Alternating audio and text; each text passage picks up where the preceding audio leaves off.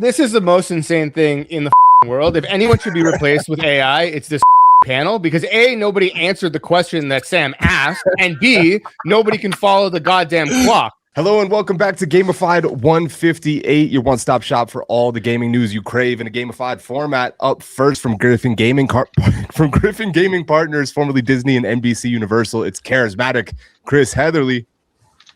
Boom! Up next from Andromeda, the ex-SEC lawyer and manga author, it is Michael Christine. Kablow! And up next, the multi-time founder, co-creator of the #1 NFT trading card game of all time, it is the Prince of Parallel. It is Kohji Nagata. What's up, guys? I'm not doing a sound effect. That. That's all right with me. Next, he wrangled teenagers coveting Fortnite fame at Soar Esports. Now he is the DGen designer at the Digital Collectors Club. It's Knock. I just want you guys to know that I'm about 10 hours away from maxing the RuneScape League's account. That's all. No clip this week. Just needed everybody to know. Top 1,000 is within reach. I mean, he'll be done by tonight. He invalidated all of the opinions he's about to give us by telling us he's dedicated that much time to RuneScape. Up next, the Golden God himself, one of the original voices of Gamified, and the man who always tries to make the phrase "time proves Jerry right" happen, but it's not going to happen. It's Jerry Singer.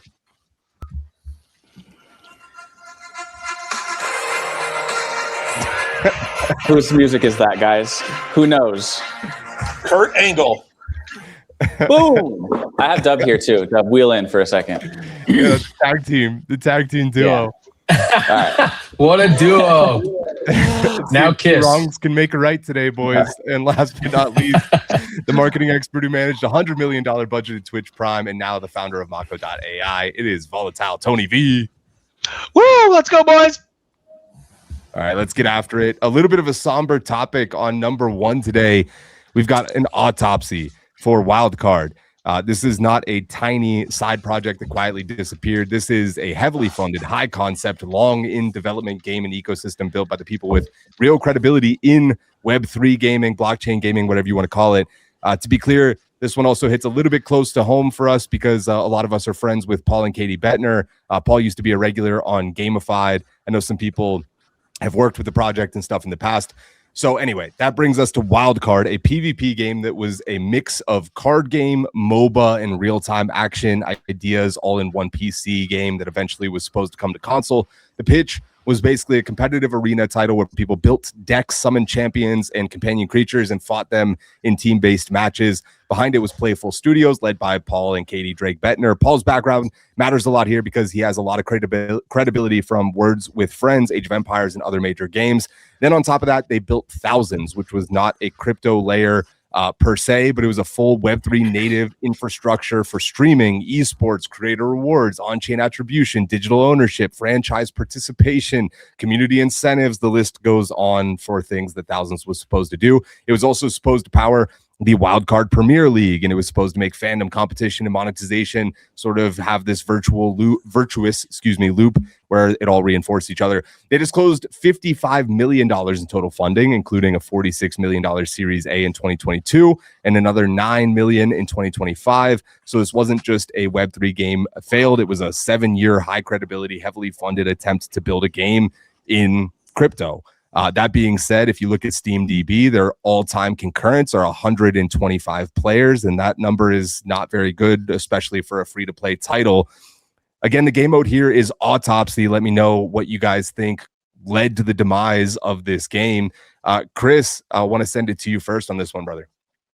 Well, first of all, I feel very badly for the Bettners because that they put a lot of their own time and a lot of their own money into this game, and having gone through it myself, like, it's really brutal when this happens. It's, it's hard not to, in addition to the financial loss and, the, like having your creative passion shut down, like you have employees and all that other stuff. And it's really hard. Right. I think, for me, there's a couple lessons from it. One is, how fake the Web3 community quote unquote thing really was, because when they launched the game, I barely saw anyone on the timeline talking about it. Like all the people, they paid a lot of KOLs and very few of them actually even congratulated them on launching the game.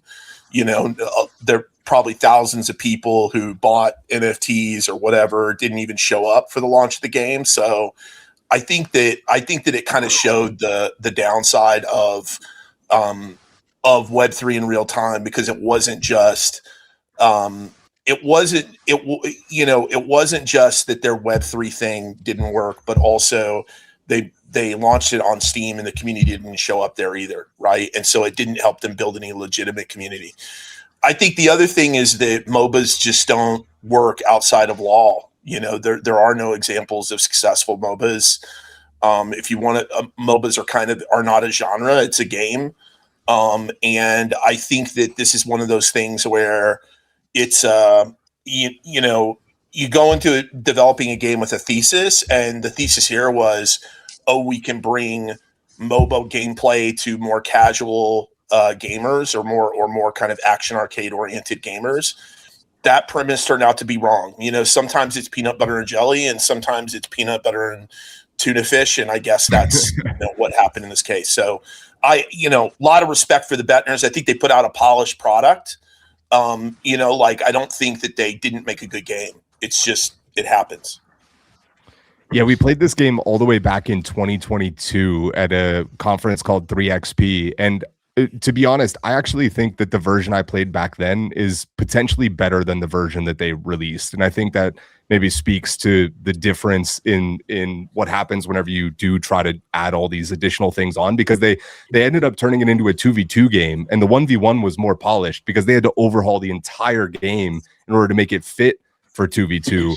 And they never really got there to a point where that was polished. Jerry Singer, tagging you in, brother.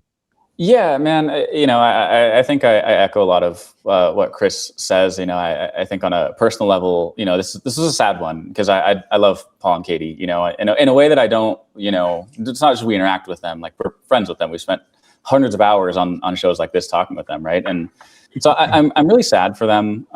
And I think I'll be a little bit more critical, because that's my job here on the show. But yeah, Sam, I think what you said is accurate, right? Is the version that we played before was a lot better than what people got to play on Steam. And I think I saw a couple really critical errors in what they launched on Steam at a time where you get a lot of attention, right? Which is during Steam Next Fest. And it's a game that when we played in 2022 and you're really early to something, you have more patience, and you have somebody there who's oh, button A does this, or this button does that, or whatever, right? And they're kind of walking you through playing. And when I played on Steam in this last thing, and Chris, by the way, I did post about them. So please, don't include me in those people who's a hater or who's a phony. But there was zero fatui, right? There was zero player onboarding. There was zero tutorial. So you kind of just get launched into this game that has really low player liquidity, which will, I'll tie back to that in a second. But they're not teaching you how to play the game, right? There's no tutorial. There's nothing telling you this is all. It's a MOBA, but it's also a deck builder, and this is how things work, right? And for any of us who have been in mobile, you really analyze that data of where's your player drop-off points, and things like having no fatui will fucking crush your retention, right? Because people will check it out during Steam Next Fest, and they did pretty well during that, but nobody stuck around, right? When you have player numbers that are in the hundreds, that's bad, right? And they did that at a time where they're playing an esports tournament later. So if you just go in and me and Sam are hey, we're bored, you want to play a game? Well, you're playing against people who are practicing for a fucking esports tournament, and they're dumpstering you 8 games in a row. There's nobody else playing, right? Because your game ends at the same time their game ends, because you just got destroyed by them. You queue back up, right back into them, right? It wasn't fun to experience that. I had that experience, right? And so, I think there was just a couple things that they could have done to give themselves a better chance. And, I'm sad that they didn't do those things. And I think they're victims of scope creep and feature creep too, right? You're not only building a game, you're building now a streaming platform and this kind of infrastructure base that's going to support the game, which I loved the idea of Thousands, but doing to quote Kohji, it's like building a plane while you're flying it. Well, now you're building 2 planes while you're flying them at the same time, and it's just really hard to do. And I think I think they're victims of feature creep kind of getting in the way, and building 2 things halfway decent instead of building one great thing. Great stuff from Jerry. I'm going to go to Michael, but I just wanted to clear up one thing too, because Chris was harping on the term MOBA being used here, and in my opinion, they've described it as a MOBA too, but I really think that this was an attempt to make Clash Royale for PC or console. It's very similar to that, and that's one of the best games that Supercell has ever created. And so I think that there is a model for this to potentially work. Like, it was 1v1 at the time, which Clash Royale is 1v1. It's mostly based on summons, which is most of the economy of Clash Royale as well. And so I think there was something there, but as soon as it became 2v2, it does kind of start to become a MOBA, and it does dip into these other things that have had less success, both from a user retention point of view and also from a monetization point of view. Michael, what's your autopsy here for Wildcard? Yeah. So my autopsy here for Wildcard is a little bit of a twofold, because understanding that they raised $55 million total for this game is a little bit of a lump in the throat, just because, you obviously lots of massive major game studios spend that much money on a game, but like, you don't have to. There's so many ways to make your game development much cheaper, still produce a very polished product, still get it out to the markets, not hiring only, let's say, US-based developers, all that good stuff. So to me, it does seem like a little bit of money mismanagement in the sense of, where did all your funds go if that's the reason you're shutting it down? But I do also kind of look at that as just hey, our game's not working. We need to say why, we need to get out of this as fast as possible. So let's just say, hey, we're running out of funding. We're not going to get more. Let's shut it down. Because at the end of the day, gaming in 2026 is a hit or miss. You're basically throwing spaghetti against the wall to see what sticks, what doesn't stick. You have no idea really what fans are going to like and what they don't like, just because there's so much content out. There's so many people playing all these different things all the time. There's thousands of new games releasing on Steam all the time. It doesn't really matter how much money you spend on a game anymore. It's really just, is the audience going to like it or not, which makes game development and game investment such a hard thing these days, because you just have no idea what game is going to pop off and what game's not. And when it's a new IP that's unfamiliar, that doesn't already have like a standing fan base, etc., it's a really hard game to do. Now, let's say they license like a popular IP that anybody kind of likes and replace all of their characters with a popular IP. I see this game succeeding because it's a cool game. It is fun. I do understand the takes that were made, but I don't hate the direction that they went with the 2v2. I just think the IP wasn't strong enough to really stand on its own, and then putting all the marketing dollars basically into Web3, the communities that are known to be somewhat rogue bounty hunters that go from game to game to game to game, not really ever like loving a game, not really like supporting a game. I just think it shows all the glaring issues with the current Web3 or on-chain gaming space. And it really shows like, hey, you either need the strong IP that everybody already knows, or you need to just go heavily into a Web2 market for your game to succeed, because it just, the loyalty, if you will, is just not here in Web3, especially when the crypto markets are down in a bear market, when everybody just forgets about crypto during those times anyway. So I give the Betners all my best for trying. To me, this is not a scam. It's not a rug. It's a game that just failed, which happens, 90% of the time for game developers anyway. If we want to go down the list of all the things wrong with Web3 gaming, I'm sure it would be much, much longer than that, but you definitely named a few. Kohji, I'm tagging you in, brother. What's your autopsy for Wildcard and 1,000? Yeah, no offense to Michael, and I feel like I tend to disagree with him, but I'm going to have to disagree with you hard here. Like, anyone who brings up the money in this case, I'm like, get the fuck out of here. Number one, because if someone's going to give you that money and you're making a thing, there's no way you're going to say no. And B, it doesn't matter how much money you have, your project can still fail, right? Like some of the best like laid plans in the world on paper. And I know you mentioned IP. So like, I'm the movie guy on the show, I guess. So I'm going to give you a movie example. Let's look at the Marvels as a film, right?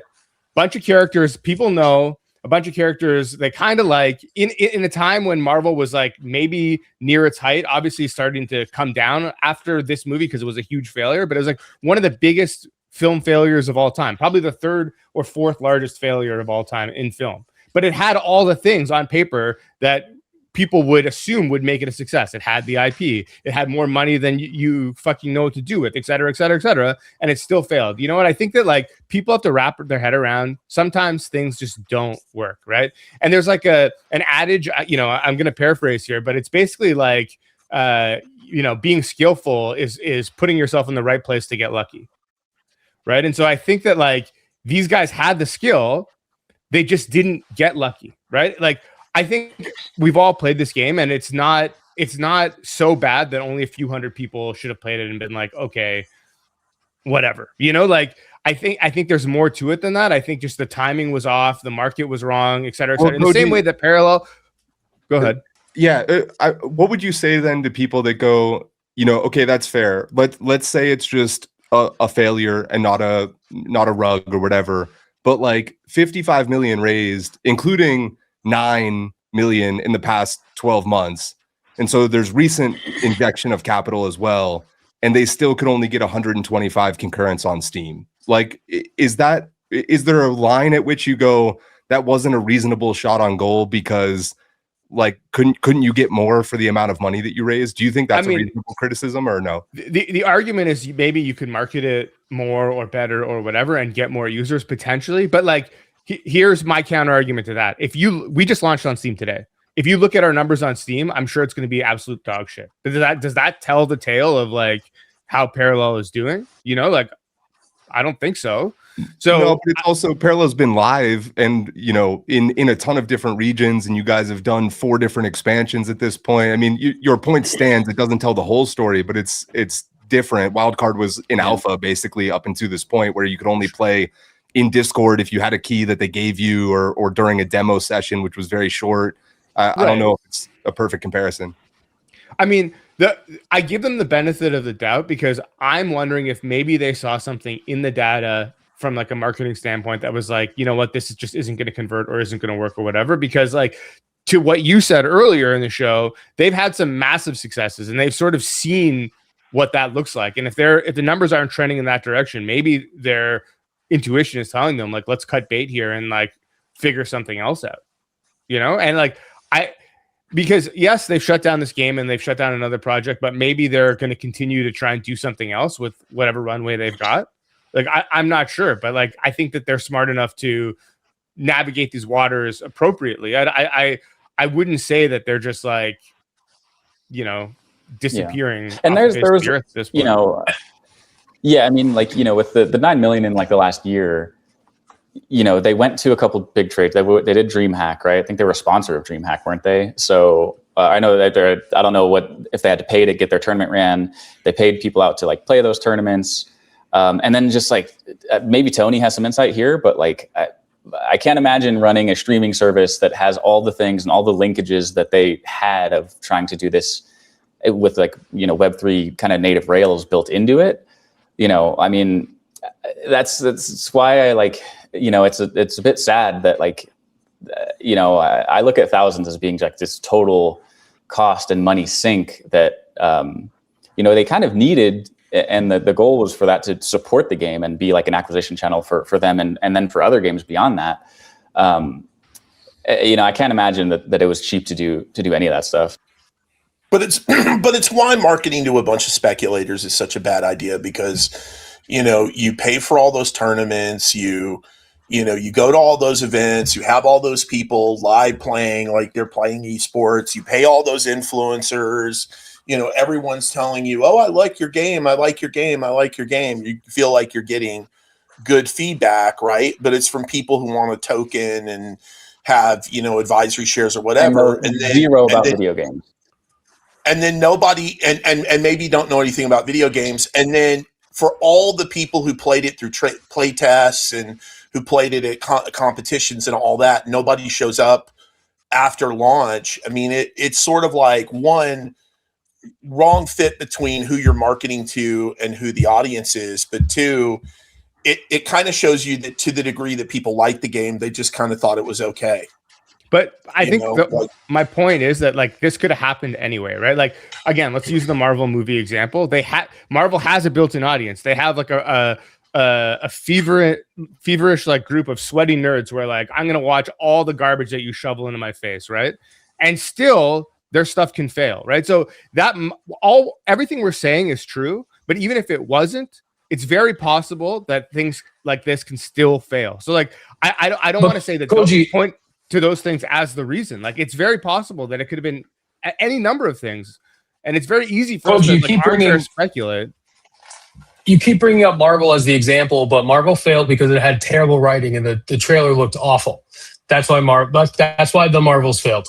Like what? Like Bro, why are we? That's like saying, oh my God, She-Hulk failed because it was a beautiful show that just people like Ultron, it was a terrible. Age of Ultron was a success. Age of Ultron was an incredible movie. The Marvels itself was terrible. No.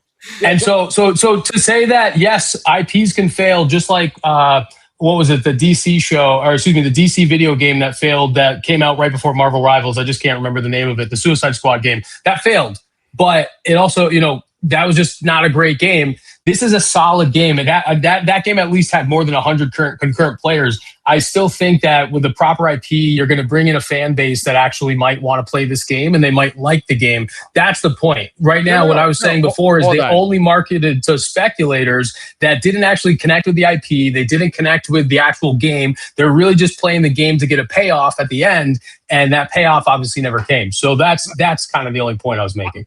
I'm not saying that you're wrong, but what I'm saying is you could have everything in your favor and it could still go wrong. Is my point? Oh, correct. I it's very easy to lay blame from the side, if you've never done this before or aren't in the position to do it now, to be like, oh well, they should have done this, or I would have done that, or whatever. Well, you know what? The reason why you're not doing it is because no one gave you the money to fucking do it in the first place. So maybe shut the fuck up. I mean, if I had that button, I'd press it right now. Not to you, just in general. Oh, sorry. Go ahead, Knock. Real quick, I just want to add also that saying that they only marketed to speculators, I think, is dishonest, because DreamHack is not a Web3 conference whatsoever. They did a lot of DreamHack twice, I think. They also had a Team Liquid partnership that they live streamed several times with people that are, I don't know, ambassadors of their brand, esports pros, whatever you want to call them. And so if there was, to me, it's a shot on goal in the sense that they were like, this product is so good that we will go viral. And that didn't happen. That was incorrect. They did not go viral because it wasn't so interesting that everybody wanted to play it the second they saw it.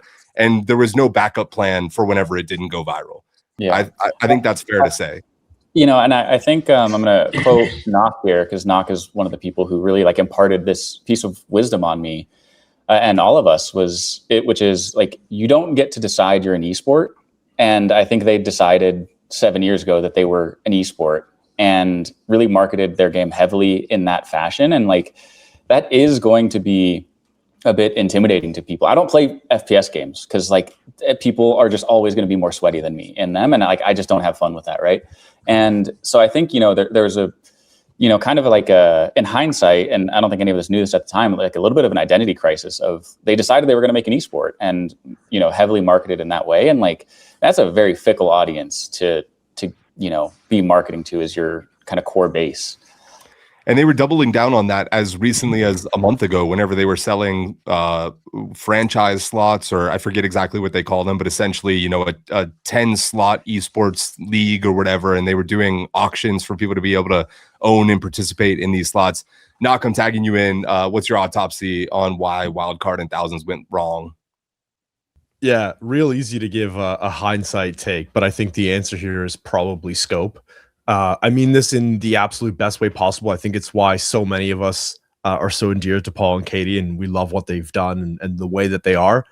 But they're crazy, and they're crazy in the best way, right? It's what's made them successful to this point in their career, and it's what's led them to build a product in Web3, in a game, and then take that game and say, we're not only are we building a game in Web3, but we're going to build an esport. And not only are we going to build an esport, but we're going to build the platform that supports it. I think what you have here is a read is right, math is maybe a little bit wrong scenario. And unfortunately, it just didn't work out this time. That doesn't mean that they were incorrect in their assumptions. It doesn't mean that they were a scammer. They took on a bunch of money. They wanted to build a product. That vision ballooned because they're dreamers, because of that's what's made them successful in the past. They try to take on all of that, and eventually, you find out it just doesn't work out the way that you wanted it to. And I think Kohji kind of alluded to this, right? The game was fun. I believe in the 2v2 mode, especially with that end goal being esports. To Sam's point, maybe it's not as polished on launch as it should have been relative to what 1v1 looked like a year prior, right? I think thousands is a good idea. If that launches 12 months earlier in the peak of a crypto boom, they probably are not in this position today. Or if it launches 18 months from now in a better market, they're probably not in this position today, but it launched today. And they launched in a time where the market did not want to absorb something like that, and frankly, didn't even give them the chance to be successful with it. I think what happened here was you had a pair of dreamers building a game that was a genre blender. It's something that nobody had seen before. To your point, Sam, it's really difficult to even describe what it is. Is it a MOBA? Is it a card game? Is it Clash Royale? Or is it League? Nobody really has the answer for that. On top of that, they do 2 or 3 additional things that nobody's really seen before, and it just doesn't play out well. Paul gives a story about Words with Friends and how that game was successful. And he mentioned, we didn't have a ton of players. We really weren't doing a good enough job of bringing people in. And then Alec Baldwin gets kicked off of a plane because he's playing Words with Friends. And that story goes crazy. It's covered on every news channel ever. And the game blows up. And just like that, Words with Friends is this massive success to the tune of a 9-figure exit, right? And Kohji mentions one of the things about being skillful is putting yourself in a position to be lucky. They were unlucky this time, but I see shutting this down and cutting the losses as an indication of the skill that they have. They realize that this is not going to be the last shot on goal that we take. Sure, it didn't work out with Wildcard and thousands in the way that we had hoped it'd been, but we want to take another shot on goal, whether that's next year or 5 years down the line. The right thing to do here is to cut bait, take the loss, make right by your investors by any way that you can with whatever's left, and take another shot somewhere down the line. I think winners know when it's time to pack it in and time to save energy for the next attempt. And I think that that's what's happening here. Is it unfortunate that they raised $55 million and didn't deliver a game that people wanted to play beyond our group? Absolutely. Were they wrong for marketing to speculators? No. Paradigm gave them $46 million. They're a crypto investment firm. Their goal here was to launch a token so that they could make back the $46 million that they invested in. I think at the end of the day, they did everything that they could have or should have. I think the one mistake that maybe they had was that they bit off more than they could chew, and they bit off more than they could chew in a bad crypto market while trying to deliver, frankly, and trying to rely on a crypto first product. That's where I think the fault is here. Not on the game, not on the genre, not on the game mode, not for wanting to launch a token, not for marketing to speculators, not for saying it's an esport. I think all of those things is what make Paul and Katie.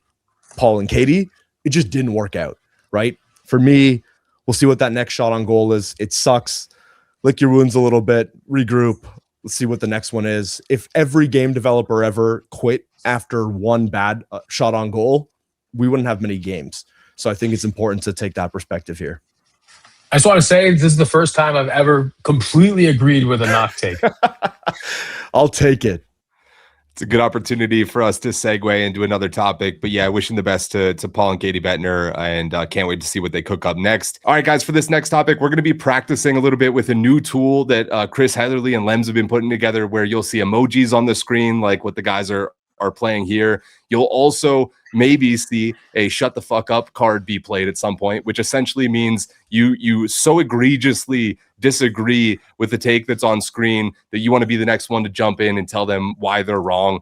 We hope this adds a little bit of fun and gamification to the show, and we'll keep going from here. We're moving on to over or under. In an interview with mobilegamer.biz, Google Cloud's global director for games, Jack Boozer, said a lot of studios are already using AI-powered tools in development, but many are unwilling to confirm it publicly because they fear backlash. That suggests the real conversation is no longer whether or not studios are experimenting or utilizing it, but how much they're already using. So my question for our illustrious panel is, how much, if you ran a studio, would you actually force that studio to be AI-enabled? Under one threshold is kind of, workflow for help. If you're under that 30% mark, over 30% starts to seem like a totally different labor model. I wanted to make this specifically, though, about headcount, because I think it's easy to say, oh, yeah, we would use it for everything. But it's harder to say we'll use it for everything whenever it means like firing a dude. And so let's say that that's the line, over under 30% of what you would currently hire for being replaced with AI. And again, I think this is timely, given that we were just talking about a studio raising $55 million and not being able to, hit the benchmark that I'm sure they had for themselves. Let's go around the horn first. Over, under. Tony, you over or under 30% of your workforce being replaced with AI? Over. I'm under. Big over. Big over, but not replaced. I'll explain. Ooh. I'm under, but my caveat's the same as Chris's. I'm pushing, and I'm going to say directly at 30%. Knock, I'll go to you first. I think at some point that number balloons and it becomes closer to like 80 or 85%. I think in the short term, what you're seeing is a lot of organizations think it's a lot easier to replace people with AI than it actually is. And there's a lot of institutional and organizational know-how that does not get met with AI tooling. I think what you can do right now is cut down costs very quickly on things like administrative work or prototyping or anything of that nature. But I think to replace more than 30% of your workforce today is ridiculous. That puts you in a bad spot, especially if things go belly up. I saw something the other day. It's like the most predictable hiring crisis of all time is going to play out like this. Today, it's we don't need juniors anymore. Let's give a senior AI tooling. And in 5 years, it's where the fuck are all the seniors?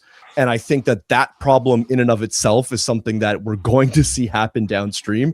And it's important to set up an institution correctly, an organization correctly, especially if you're a larger organization, before you start to replace people to the tune of 50, 60, 70, 80%. I think when you're a small team, it's easy to build with AI. We're a team of 6. We leverage AI in every place that we can. We're well over the 30% mark. But I think if you're an institution and you're looking at how do we bring in AI to a multi-thousand people organization, you're going to see what happened with XAI, which was let's lay off 3,000 people. Also, can you guys come back? We fucked that up and we weren't ready to lay off 3,000 people. Please come back because the product is falling apart. You're going to see that happen more often. It's already happening. There's no reason for it.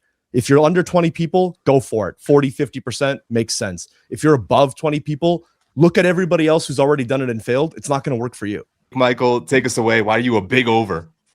Yeah, big over. And what I say about being a big over is just there's so many various different mundane tasks that sometimes, yes, in the past, let me say I needed 20 different 3D modelers to create the 3D models, create the textures, create the meshes, etc.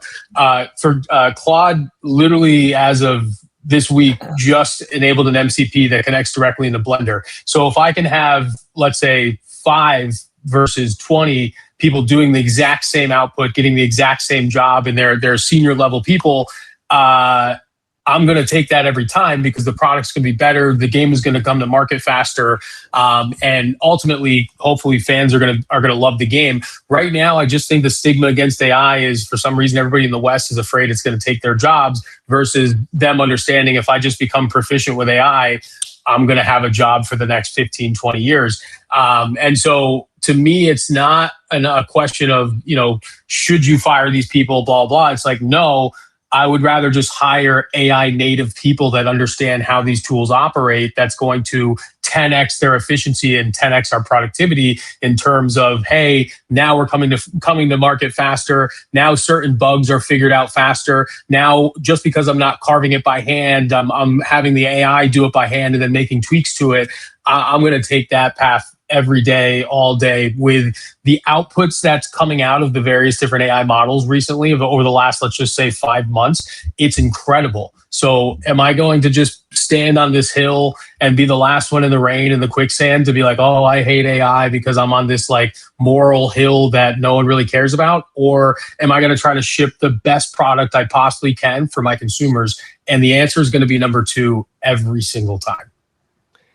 I like what Doc was saying, though, about getting rid of all the junior employees. Like, I already run into these things myself, and maybe it's because I just have it poorly set up. But I run into things where I'm like, why the fuck am I still the one running this process? Like, there could be a person that I pass it off to, and I'm just like, put this thing in Google Drive and then run this script. But I still have to put it in Google Drive, and it's like driving me crazy because I do it over and over again. Tony, I'm going to you. You run Mako AI. You're obviously super in the weeds on these tools. Do you think that you're going to be, well, actually, I won't spoil what you put in the chat. Go ahead. Yeah, I think I agree with like 90% of what Michael said, and I violently disagree with the 10% that he said. The thing that I disagree with wildly is that all those people are going to be okay, and that they're just going to have to teach themselves AI, and it's not coming for their jobs. It's coming for their jobs. AI and automation is coming for the jobs of what I would call the mediocre, or the okay, or the average. And I hate to say it that way, but it's fact. I think it is going to be the great meritocracy or whatever you want to call it. But like they're the age of the nepotism baby being able to sneak by, I think is going to die pretty quickly, because the hungry person now can do all of the things instead of having to build consensus and rally people around them. So there's a whole bunch of like socio-psychological stuff that I think is gonna really separate the haves from the have-nots here, which is why I firmly believe that like there's going to have to be some sort of government intervention to make sure that the farmers, the truck drivers, and now the software engineers don't band together to kill all of us when they're unemployed. But having come from Amazon and recruited my engineering team from Amazon, I talk with our CTO, CEO every day about this. And I don't think that maybe everyone on this call has worked in a matrixed environment with what can only be described as hundreds or thousands of modern day coal miners, which are the SDE1s at big FANG corporations. These are people that they are really talented. They're really smart. They're not dumb people, but they know how to do one thing. They're not product engineers. They're not creative. They know how to write really good code. And those people, unfortunately, are going to die. If you can't figure out how to be a product engineer, if you can't figure out how to make the product better, it's not going to matter if you can write the code. It's just not. Sorry. The great example that actually my CEO used yesterday when we were talking was he was on a team at Amazon that built the streaming product for sports. If you watch Thursday Night Football on Amazon right now, he built that. And they had one guy on the team who knew all the math. He like just knew how the streaming codecs work. And that was his whole job, was to do the math and explain to the really talented engineers how the math worked. And the reason that Jeremy and I were talking about this was because over the weekend, he built a green screen tool for Mako that you would normally pay like tens of thousands of dollars to use, simply by going back through all of the conversations that he'd ever had with this guy that he saved and feeding it into his Claude and teaching his Claude how to create a green screen tool from simply the conversations with this scientist. Now, that scientist guy can probably do the same shit on the coding side. He can probably go in and get the coding agent to do all of the magic because it's in his brain. But there's two ends to that spectrum. There's my CEO, who's an incredible engineer and gets product really well and understands research and how AI works and can go figure out the math problems. And then there's the math savant. There's Russell Crowe from A Beautiful Mind or whatever that movie was, where he's like drawing on the walls and shit. And he doesn't want to talk to the developers anymore, but now he's got an army of them in a computer box that he can do whatever he wants. And so I think that, and I think all of that, Knock, I agree with you that if you just wiped out all the junior engineers right now, you'd be in a bad spot. But I think it's not 5 years. I think it's 1 or 2 years. And the reason is because the junior engineers aren't junior engineers because if only they worked for 5 years longer, they'd be better product engineers. That's not true. They're going to be the best software engineer that they could ever be, but they're never going to be able to look at a product and deeply understand why a customer might want to use it or work through the UX or any of that shit that like you're just going to have to do to be a successful technical leader. And again, that's why I think the government's going to have to step in and make some of this possible for poor, dumb people, because otherwise they're going to rise up and eat us. To the earliest part of your point, the good news is you get to execute on your own vision. The bad news is you have to have a vision now to be able to communicate with AI and get it to where you want it to go. Chris, Heatherley, I'm intrigued and excited to hear your caveated over, knowing that you manage some pretty big teams at Disney and Universal. Well, I don't think it's about like what percentage of people you're going to get rid of. I think it's about everyone in your organization should be using AI to automate their job, and everyone in your organization should be responsible for figuring out how they can use AI effectively. And the question of, how much AI should you use? You should use as much as is useful. Like you should do what's effective. And if it's not effective, don't use it. But I don't want to hear, it's a flag to me when people are telling me what AI can't do. And what I want to hear from them is what it can do, because it can do a lot. Like, code is almost a solved problem for most code, right? So, and I don't think that it's responsible for leaders to keep letting teams work in old ways. You know, if you're on a game and let's say you have a burn rate like we were talking about before that's like $10 million a year, are you going to use that $10 million as effectively as you can or as ineffectively as you can, right? Like, are you going to do it the old way? And I think one of the big problems for the games industry, and I've done a ton of research and talked to a lot of engineers about this, is that Unity and Unreal have some significant problems in terms of their ability to work with AI, opaque file formats. The MCP thing is very slow. That's not the solution. That's not it. Like, I think it's going to push a lot of games to 3JS.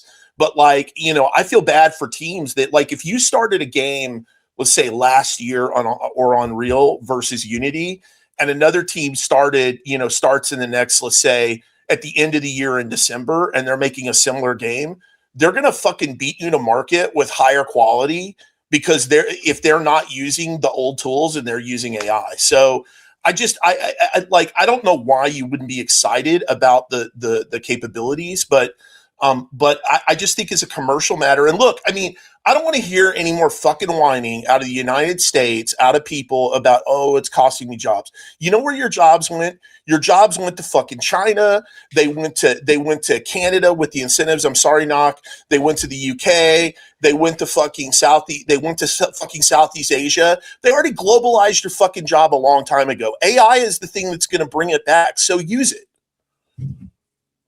Mic drop from Chris there. Love it. Let's go to Jerry. Jerry, what do you think? I forget what you said. You said over as well? No, I pushed. I said, I think right in today's day and age, I think you should probably be like right at 30%. Why do you have that smirk, Sam? Why am I a coward for not saying one or the other? It is what it is, dude. I gave a actual percentage. You know, I don't know what these guys say over. Okay, that could be 31% to 99%. I don't know what these guys are talking about. Yeah, no, 90%, baby. I got a live thumbs down. So I think right now it's just AI is being really like forced upon people, and I don't think that's coming from like the level of people who actually work. It's like these C-suite people who are getting these enterprise deals with Anthropic and OpenAI, who are then like having to justify it, right? And like I've always maintained that, you know, creative teams and like engineering teams should probably be in person in gaming, but I think as a marketing person, this is very convenient because I really like working remote, but I don't think marketing teams need to be in person, right? Like marketing, you can have this like split function. And I'm not saying that for my own benefit, but like I think, yeah, this is a very biased take, I think. It became biased as I was saying it out loud. But so I think what's happening is like there's some things that cannot be currently replaced by AI, but you have C-suite people telling, you know, forcing AI on, you know, those people. And that's creating frustration, I think, for like software developers, right? And people who are having to use this stuff, you know, more than they would want to. But I do think in time it changes. And, you know, in time, that answer is going to go well below 50%. Who hit me with that? Who did that? Let's go. That was me. Let's fucking go. Jerry, I just want to say one thing, though. I just want to say one thing. That's like me telling my employer, I don't want to use Microsoft Teams. Why would I ever use that? Like, it's not your choice. I hired you. You're going to do you're going to use the tools I want you to use to make our business efficient. If somebody called and said, hey, you need to use Microsoft Teams, I would hand in my resignation immediately. Why are people using Microsoft Teams? Why is that your example? Let's go to because I had to use it, and it's terrible. But it's not like I could be like, "Hey guys, I really don't like this. Can we switch to WhatsApp or something else?" Like it's not. Yeah. You played that card on me, Michael. You hit me with the shut the fuck up card. We're supposed to be. No, it wasn't me. I still have both. I still have both my cards. No, it was me. I dropped a mic drop on Chris and a shut the fuck up on Jerry. But Michael caught my shut the fuck up exactly where I was sending it though. It's like, yeah, man, like if you're some engineer, like you're gonna be like, man, I'm really unsatisfied with the fact that my boss is making me use AI. Like you might say that to your wife at home. But like, that's not gonna matter when you're at work. And if it does, then you're gonna get fired. Like AI came for your job. You were right. I'm gonna find someone who's okay with and using you saw it. You were like, holy shit! I don't want to use this thing that my boss is making me use. Dude, you got me and Knock back on the same side. The Super Smash Brothers are back on the same side here. Knock. One of you's Canadian, the other one's got that haircut. Knock, I'm going to you, and then I think Chris is in support of Tony. Jerry's in support of Knock. We got what happened? Listen. This is such a stupid argument because it's directionally correct, but it doesn't fucking matter. When I was 16 years old, I was going to get my driver's license. My mom and I sat in the car. My mom says, "Go."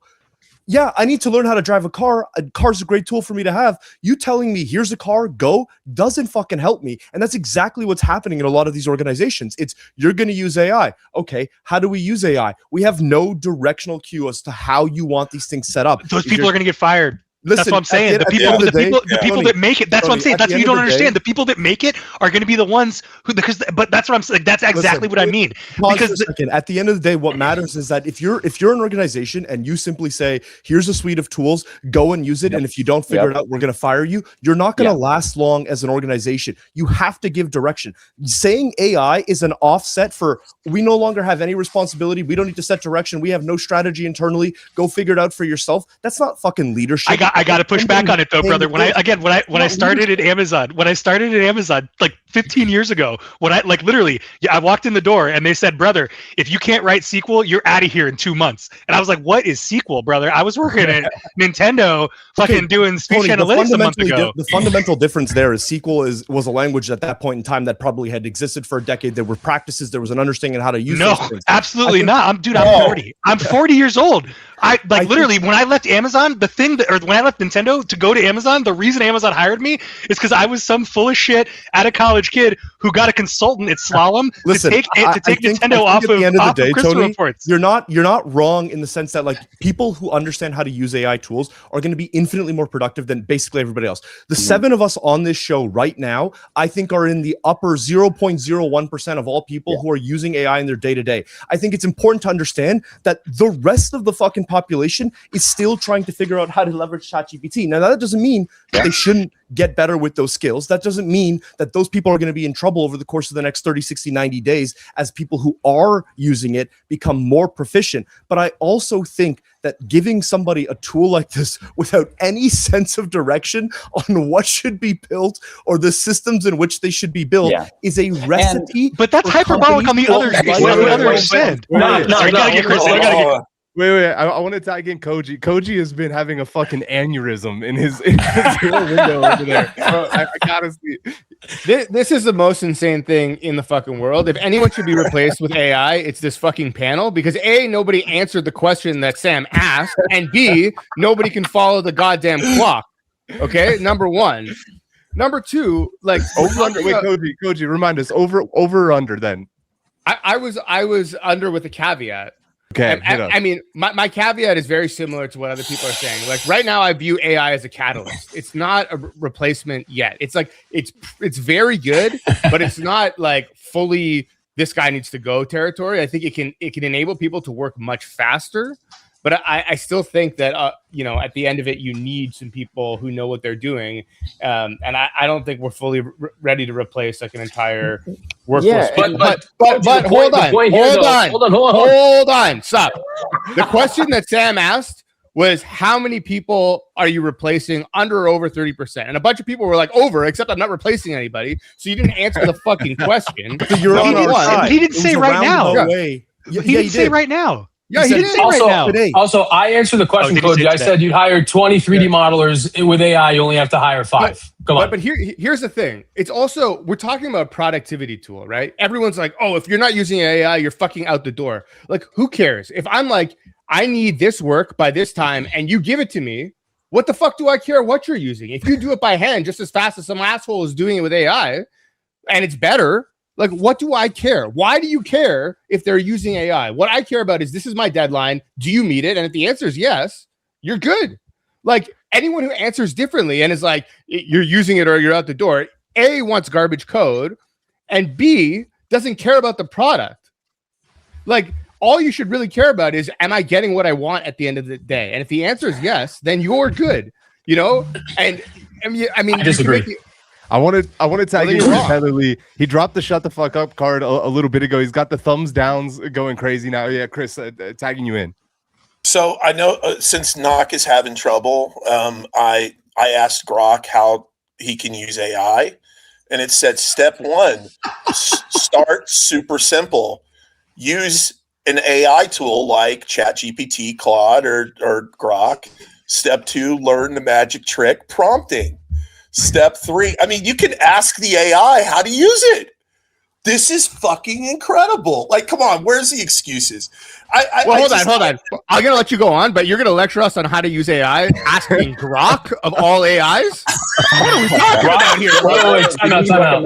In all fairness, Grok is one of the top AIs now. It's not I was hoping it would troll. I was anymore. hoping it would be more trollish, to be honest with you. But look, of course you should fire people if someone says, I want to give you superpowers, I want to make it so you can fly and shoot lasers out of your eyes and you have a 7-foot dick. The answer is yes. It's always yes.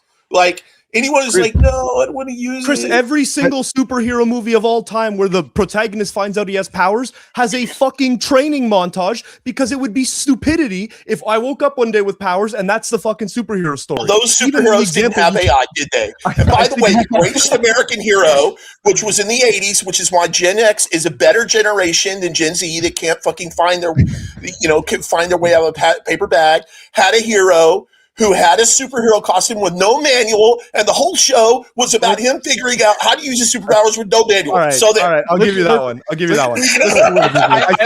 the end of the day, this is Ozempic and peptides all over again, right? A year ago, Ozempic is this miracle weight loss drug. Everybody used Ozempic, and today it gives you osteoporosis, by the way. Everybody's still using it. Nobody cares, Knock. Nobody cares. Yeah, no one cares now. Until all of our food gives us a multitude of cancers. No one cares. Perfect analogy for an institution that starts to leverage it without a plan, right? Yesterday it was use Ozempic. Today it's your bones are falling apart. You can't fucking walk anymore. Tomorrow it's use AI, and also nobody knows what the fuck is going on and nobody's communicating with each other. There's no plan. Listen, we're a team of 5 people. We have 2 engineers, we have a product designer, we have a guy who's working on content and product, and what we have is all 4 of those people, myself included, are using AI. We are using AI in 90% of our workflows on a daily basis. But we also sat down and had a conversation and said, how should we use this? How do we create MD files that allow us to execute code cleaner at a quicker pace? How do we iterate on those MD files? How are we making sure that as an institution and organization,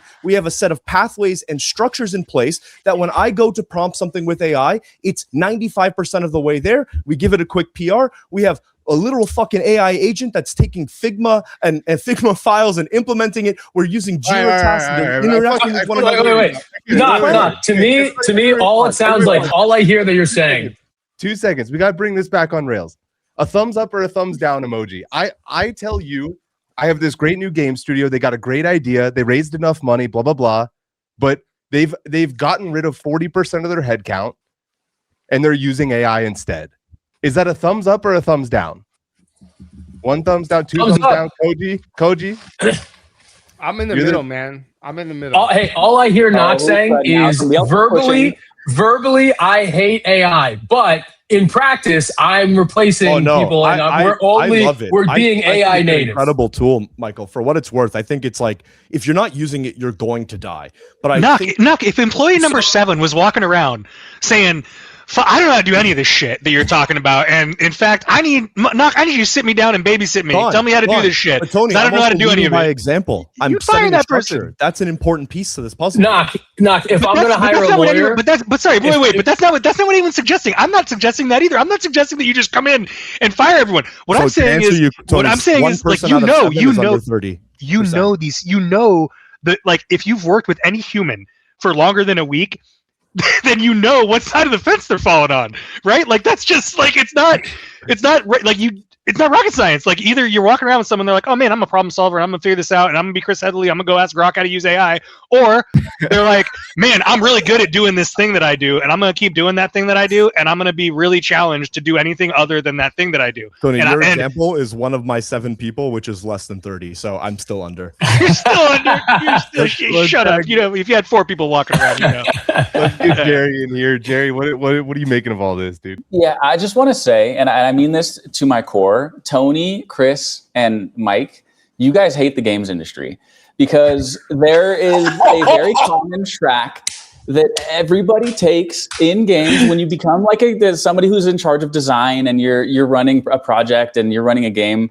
There's a common track that people go. It's like you start in QA and it fucking sucks and you hate it for like 3 years. Then you become like some junior producers, like associate producer level, and then you become a senior producer. And then they're like, "Oh, you've been doing this for 20 years now. You have some ideas? Like you can now speak at these meetings and these like game creation rooms, right?" And my fear is the thing that, knocks it at the beginning, which is like, okay, there's no junior people. Where the fuck are the senior people? Like in this world of the games industry that you guys want, like who are going to be the people who've been in all this shit long enough to actually make good games, right? Or is every game just going to feel like hollow and soulless? And who's stopping you from making a game? Yeah, that's who's stopping you. The fallacy there, Jerry, is I need 25 years of experience to make a good game. Yeah, that's insane. That's crazy. Yeah. That's insane. But that's insane. If I'm an author with a best-selling book, if I'm an author with a best-selling book, do I need to write 5 books that fail? 2 games on last year on Roblox, right? Grow a Garden and Brain Rot, Steal a Brain Rot are the 2 highest played, highest concurrent games of all time, built by a couple of knuckleheads that had never built a game before. Like, you don't need to know. And you know how they built that shit? With fucking AI using YouTube tutorials. That's how they built that shit. A couple of 12-year-olds. YouTube tutorials. All I hear is NPCs saying, "We like it how it used to be." Guess what? That world's over. Move on. But in all seriousness, yeah, you go. Chris, I'll go even further. Yeah. My son went to USC game school, right? But he went there knowing how to make. He had already built some stuff in Unity, and they didn't teach him how to. I mean, he took some programming classes, but they didn't teach him how to code games. So much as he learned that shit on the side. What he went to class for was theory. But all that fucking money that I spent on a USC education, most of the most valuable shit he learned on fucking YouTube in high school. You just described the schooling system in North America. Yeah, that's my marketing degree too. You know what I mean? Like, it didn't teach me shit. I had to go learn from people like Tony and learn from other people. But now people like Tony are in the internet. You just go and talk to people, and I'm dumb. I am like one of the worst people to get guidance from. Now all of the really good people live in ChatGPT and they live in Grok. You could just go ask them. Tony, you're making my point for me. You are giving us guidance on AI while saying like I am one of the worst people to get guidance from. So you've just reverse engineered building a plan.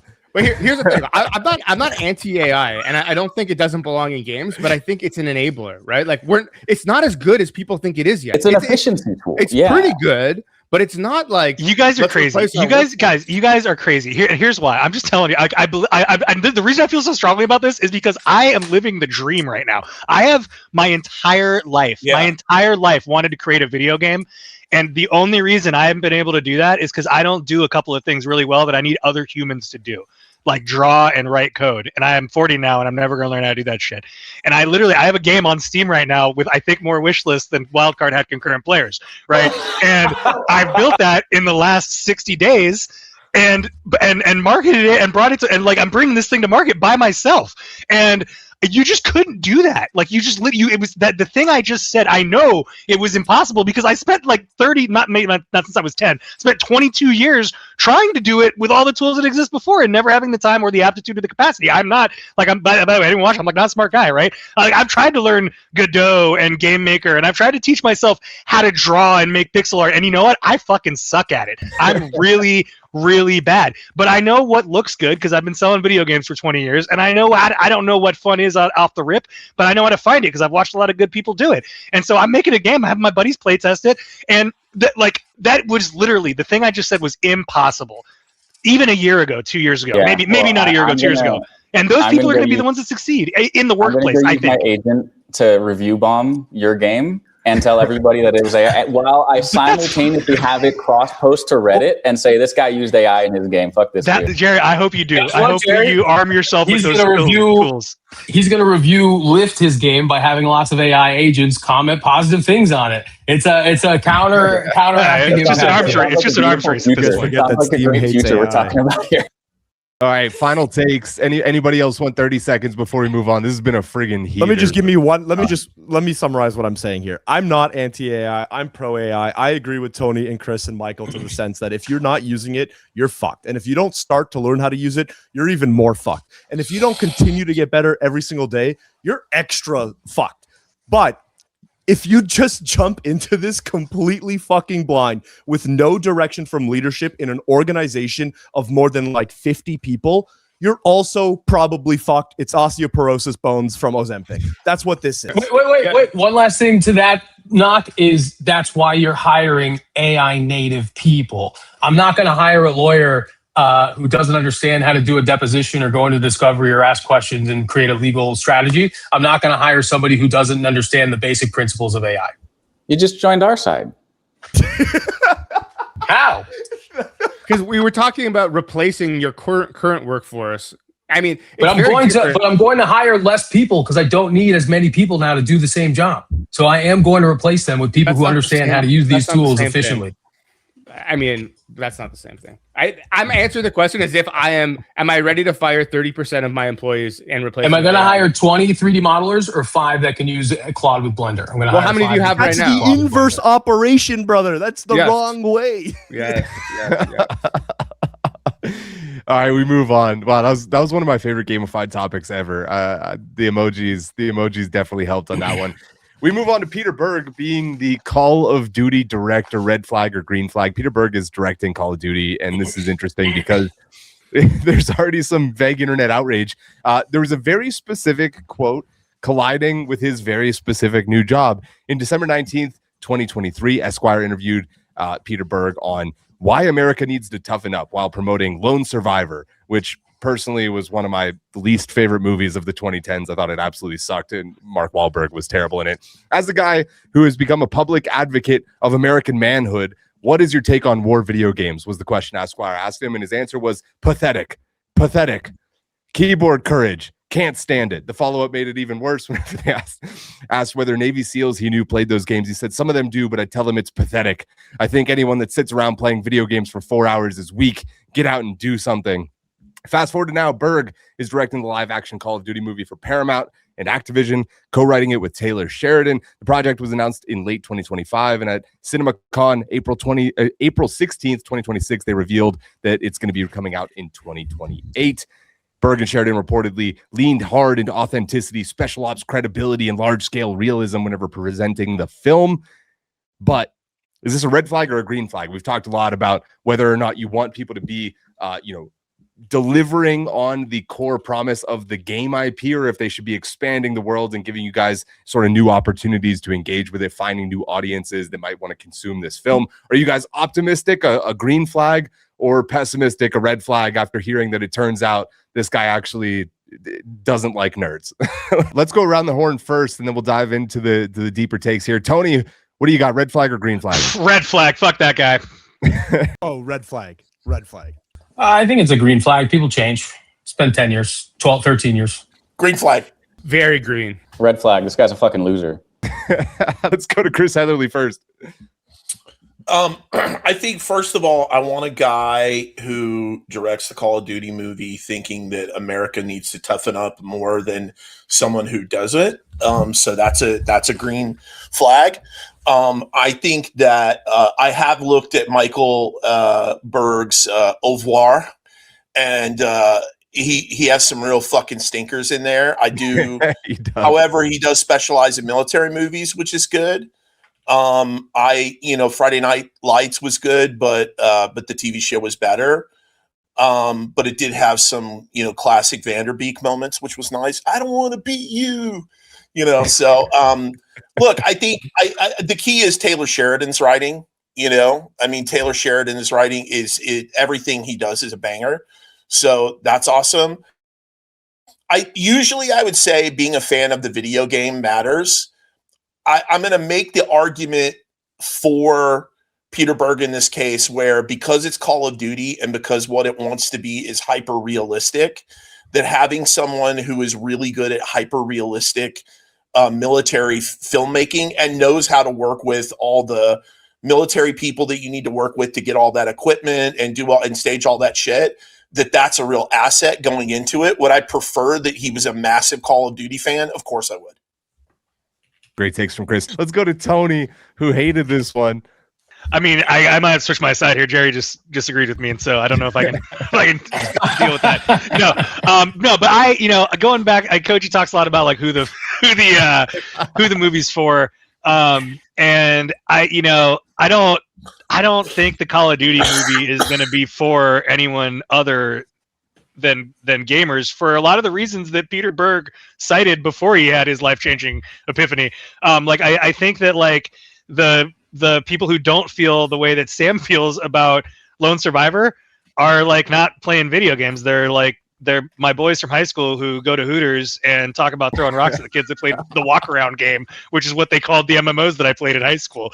And so like I just think it's a real audience mismatch if you're trying to go for like a even like the Friday Night Lights like kind of crew. Like I think that the show is more of a highbrow. I think like I'm more likely to be a gamer and watch that show, but I think the movie is still like Varsity Blues level demographic, where it's like more I'm gonna drink the beer, throw it up in the air, and wish I had a pistol to blow it out of the air, even though I don't kind of crowd.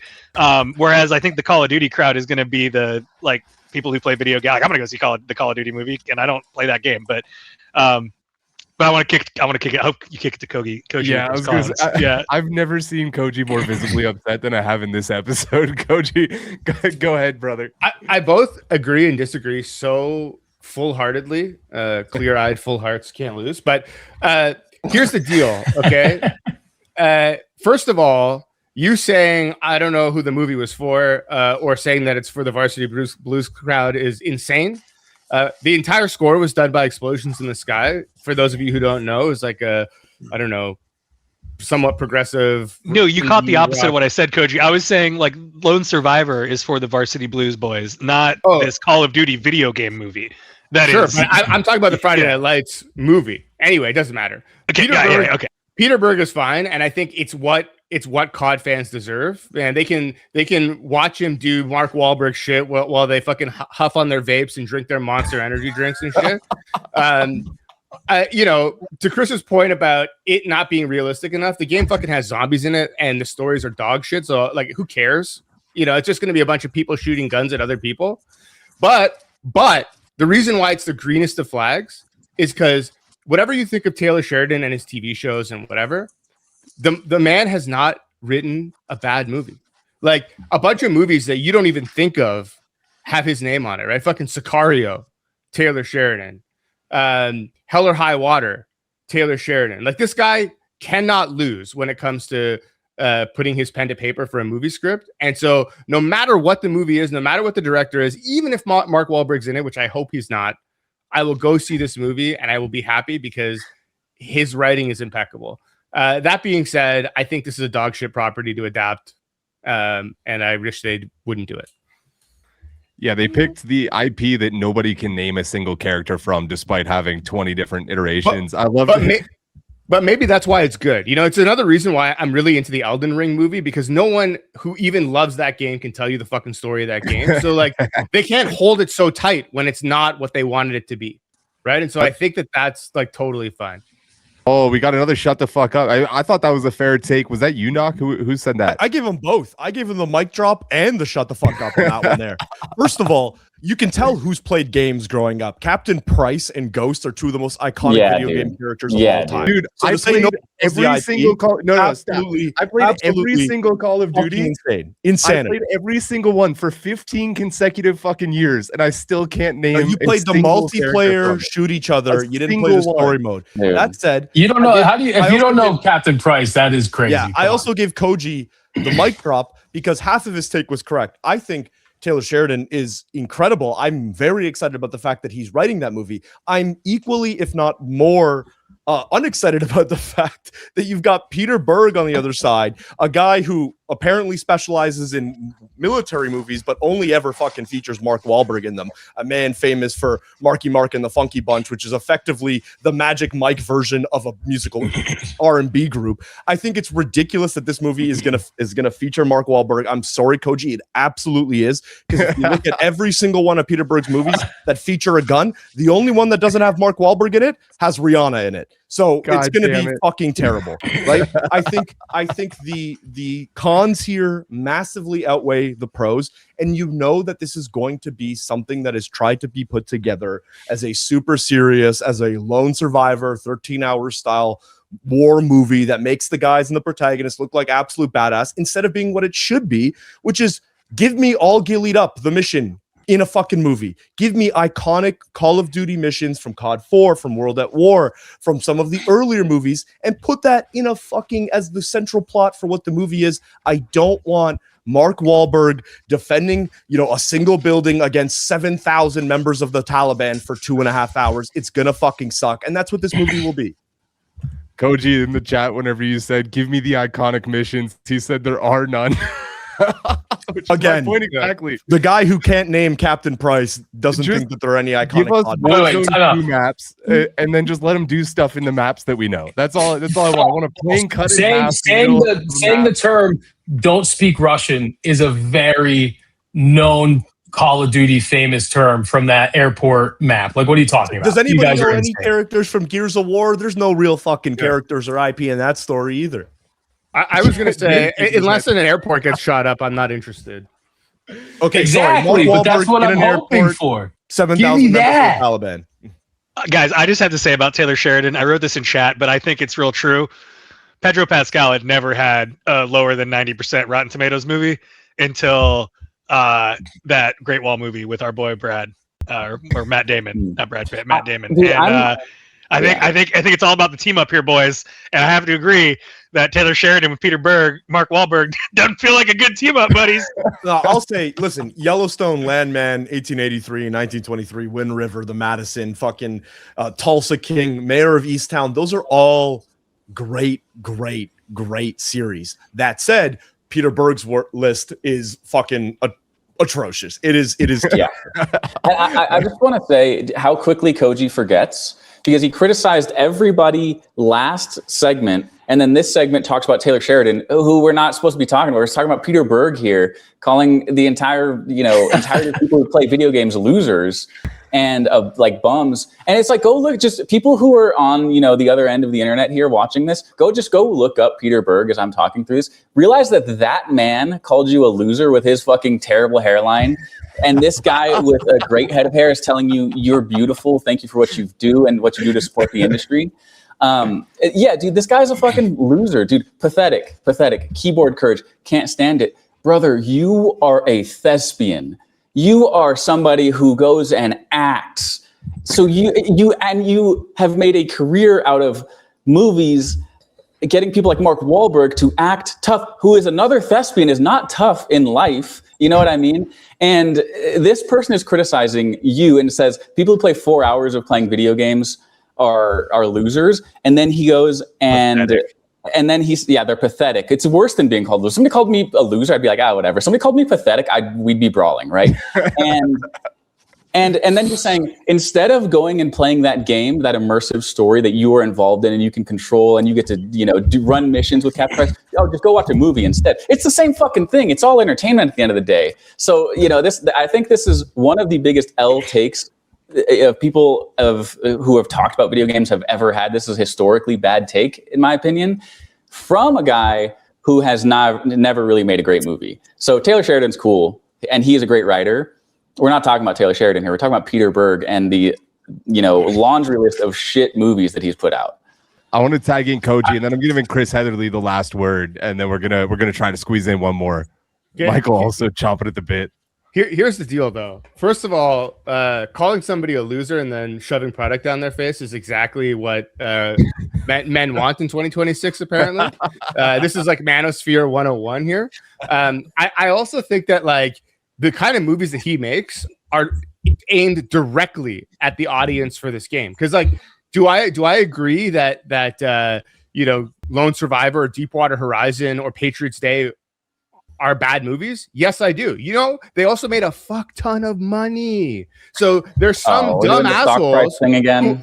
who are well, okay. Hold on, but how do you measure success of a film, right? Like, do people go and see it or not? A lot of people went to see all of those movies, even after quote unquote Lone Survivor being bad, right? You know who those people are? The people who play these fucking games. So but wasn't that my gonna point? go see this movie and they're gonna like it. No. But I agree. think a bunch of those people. I think a bunch of those people are going to be sad at Peter Berg though, and I think that the people that Peter Berg attracts are not going to be. The point is, the tone is going to be wrong because the guy doesn't attract directing the anybody. You fucking see his movie hairline? thinks Call of Duty is stupid. Chris, If they recreate a masterpiece like American Sniper, they're going to do just fine. Wait, and to the Wahlberg point, what's that? The movie called Shooter, I think, with Mark Wahlberg, where he's like that amazing sniper. Phenomenal film. So let's all move past this. This could be an incredible movie. Hey, Peter Berg did direct Hancock, which is one of the greatest superhero movies of all time. So I will have to give him his flowers on that one. What a random one to sprinkle in with the rest of his filmography. Chris, go ahead. So I looked up, does Mark Wahlberg play video games? And the answer is he's played them a little, but he's not a big gamer because he has an addictive personality. Which is a lame excuse. And then I'm reminded that he was in the 2008 Max Payne movie. And he played Sully in Uncharted, in that dog shit Uncharted, Terrible. which should have been fucking Bruce Campbell. I don't know who that is. What? I don't know. What? What? Dude, I think serious? Sam had this collective Army of like Darkness? 6-year period where he Evil forgot Dead. everything. Army of Darkness, Burn Notice. Doesn't matter. I mean, he looks kind of familiar. I don't know. I'm Also, not the saying you're idea- wrong. I'm just saying The idea that the directors or writers or actors have to like and play these games for it to be good is absolutely asinine. They only have to act or write. I don't think they have to like and play the games. I just think they should not hate the audience. Like there's a gap there. Yeah. I mean, Like, I made a great not- card not- game and I hate the audience. So But isn't there a way that you can hate the audience? Like my thing is, yes, it's true. You can't hate the audience. But what if you're like, if it's a military movie and you're a gruff guy who's like too macho to play video games, like, isn't that bullish for a military movie? Not if it's think about a video game. the trigger No, you're warning right. here is like the Dragon Ball Z movie, the Avatar: The Last Airbender movie, like those, but those have great source material with characters that are beloved and hundreds of episodes that have informed you like how this should be portrayed. You guys can make fun of me. You can say the name as many times as you want. I can't even remember the name that you told me of the character that I was supposed to remember 10 minutes Captain ago. Price. Put some respect on Captain Price's Price name. and He was Sully like all or of our whatever. uncles Jesus that we, Christ. didn't have, but wished he was like, the special forces guy that, was in your life or whatever. But like, so Sam, I'm halfway with you in that I stopped playing Call of Duty after like Modern Warfare 2, but there were parts of some of the storylines of those games that were really fun missions and like iconic missions, like for people who played those games. And It was some of the greatest games of all time. I'm not saying it wasn't fun. I'm saying like I didn't shed a tear because Captain Price fucking knelt down. There's at a the lot of grave. people who have this attachment to Captain Price. Like he's a very iconic like video game character. He's considered like one of the best written video game characters of all time. Yeah, like Google. Yeah. And there was objectively great missions in some of those games. And if that was taken as like the plot line to make a movie out of, I could be excited about that. But none of these people who are at this top level of, making this movie, I don't think any of them have actually done that or had those moments that Nock was talking about. And that will inevitably make it a not good movie. And it's, maybe there's going to be some explosions. It'll be like this like Michael Bay movie and, people that like that will go watch it. But like the people who would be guaranteed to like it if you based it on that and were true to the source material would love it. And, those people are going to end up hating this in immense fashion.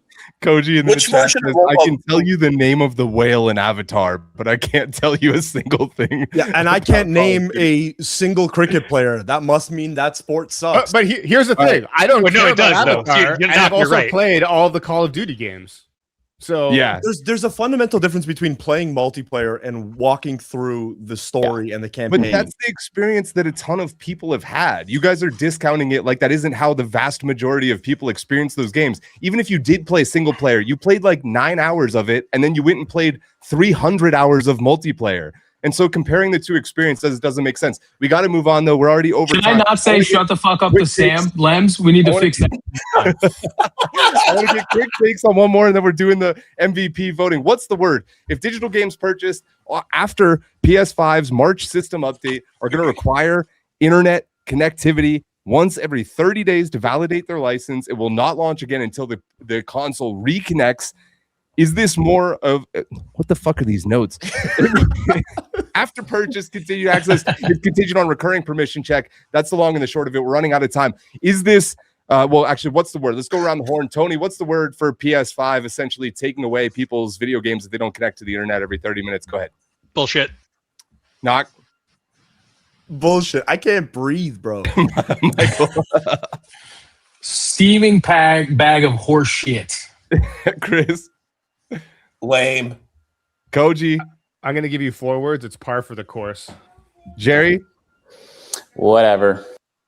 This also comes shortly after De Novo announced that they were going to, with 2K Sports, do the same thing to NBA, except for it's every week or every 2 weeks, something like that. And then a massive amount of stuff came out on the internet about how every De Novo game ever has been cracked, despite the fact that they require this as part of their system. Tony, I'm going to you first. Yeah, I mean, this goes. Thanks, Doc.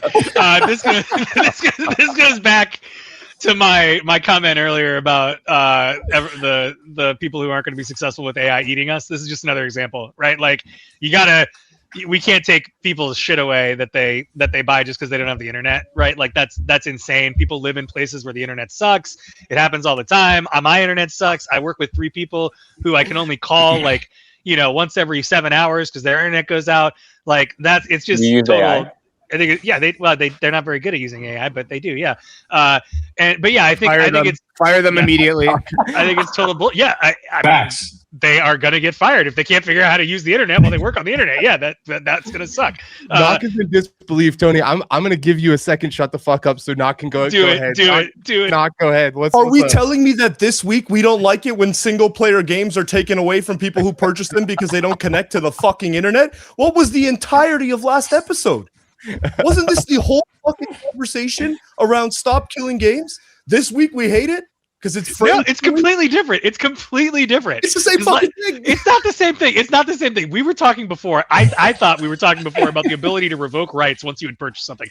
That is a lot different than you have the thing, you're entitled to it, and you just happen to not be authenticated to the internet. It's literally the availability to revoke rights if you don't connect to the internet. I think you're stretching. I think you're like real Stretch Armstrong here, right? Like there's just a fundamental difference between I have a thing in my library and it gets removed.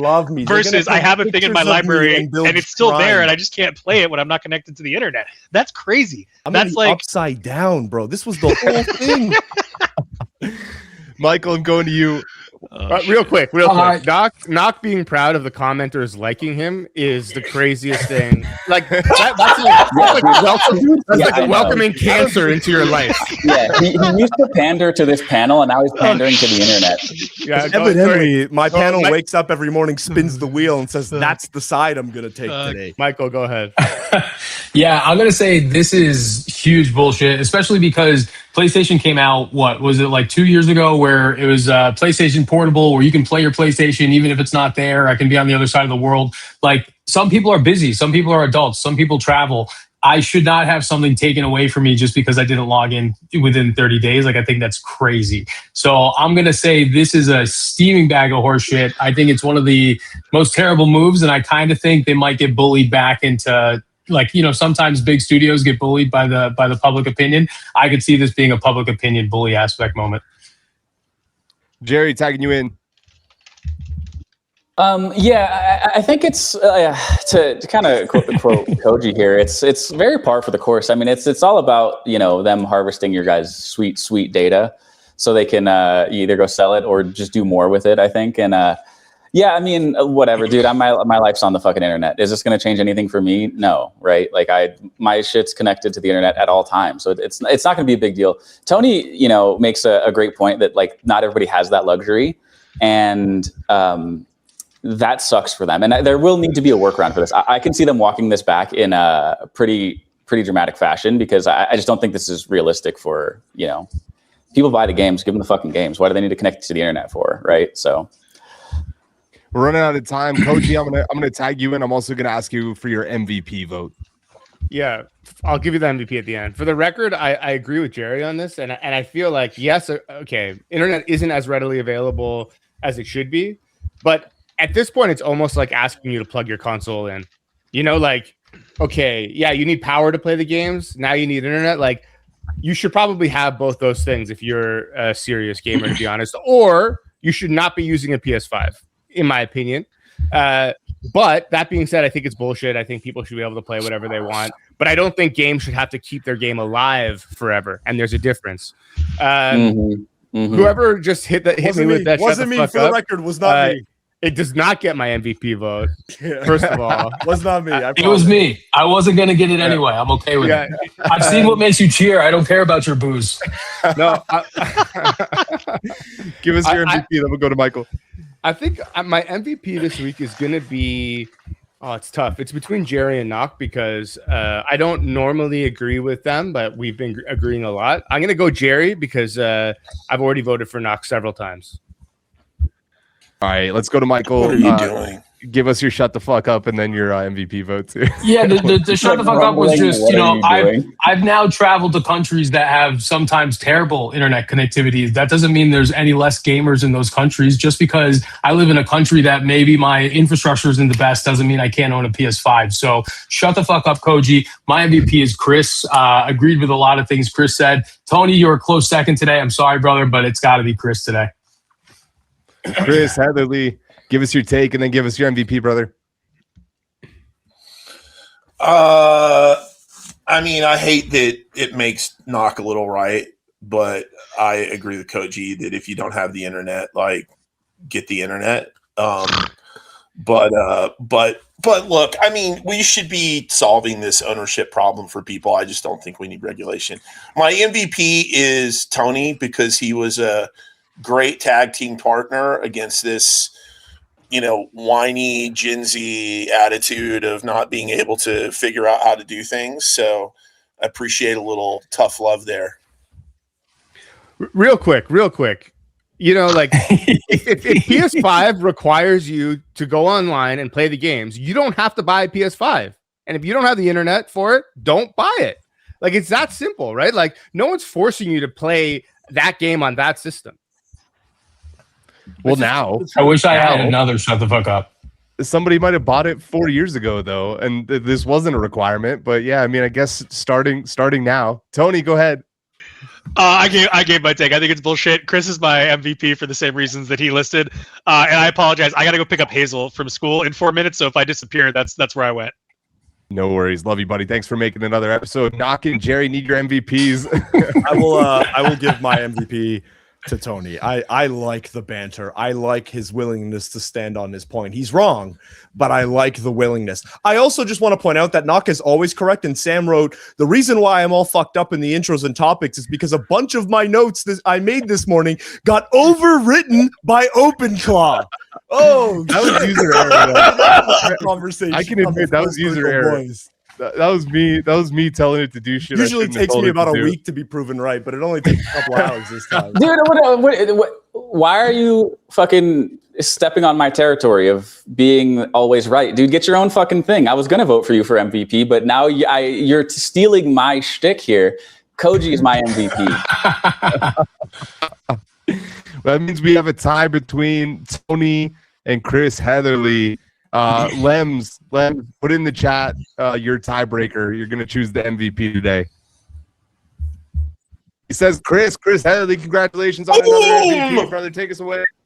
60 seconds of FaceTime. I don't need 60 seconds to say this is one of my favorite shows. This is one of my favorite shows. I thought the emojis really added something. I thought they increased the communication. It was dope. Thank you, guys. You're welcome. Great. Thanks you, for setting man. it up, Chris.